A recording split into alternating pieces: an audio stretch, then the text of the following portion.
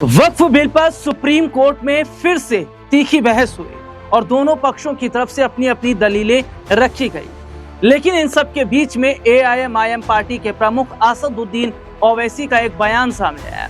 असदुद्दीन ओवैसी ने एक बार फिर प्रधानमंत्री नरेंद्र मोदी पर निशाना साधा और जमकर उन्होंने मोदी सरकार की आलोचना की। असदुद्दीन ओवैसी ने जो कटाक्ष किया वो कुछ इस तरीके का है। असदुद्दीन ओवैसी ने कहा कि अगर मुझे तलाक देना है तो ये मैं तय करूंगा ना कि मुझे किस हिसाब से तलाक देना है और किस हिसाब से नहीं है, लेकिन आप जबरदस्ती ये बताएंगे कि नहीं आपका पैटर्न यही है और इसी हिसाब से आप तलाक दीजिए, तो ऐसा तो नहीं हो सकता। कुछ समय पहले इस तरीके की भी बातें असदुद्दीन ओवैसी कह रहे थे कि पाकिस्तान वालों ने तो मुझे दूल्हा बना लिया है।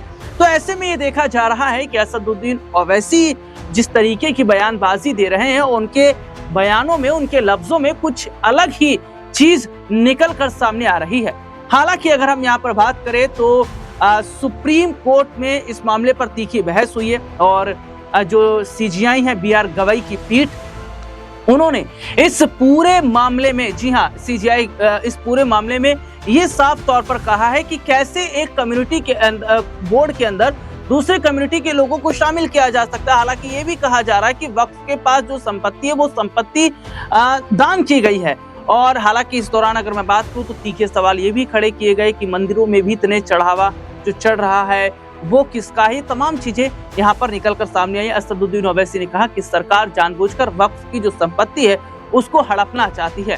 सरकार चाहती है कि वक्फ की संपत्ति को अपने पास जो है रखा जाए। और देखिए, रेलवे के बाद में सबसे ज्यादा जो जमीन है, जो सबसे ज्यादा संपत्ति है, वो वक्फ की ही मानी जाती है।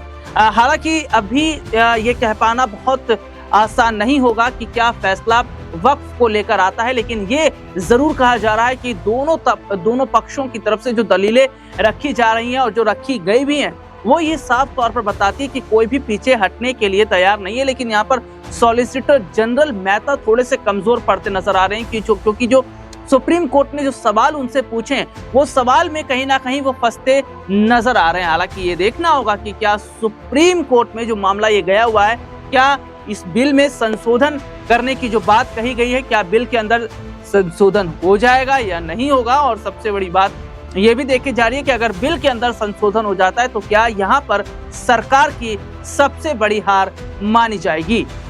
आज के लिए इतना ही। आपसे फिर दोबारा मुलाकात होगी, तब तक के लिए इजाजत दीजिए। नमस्कार।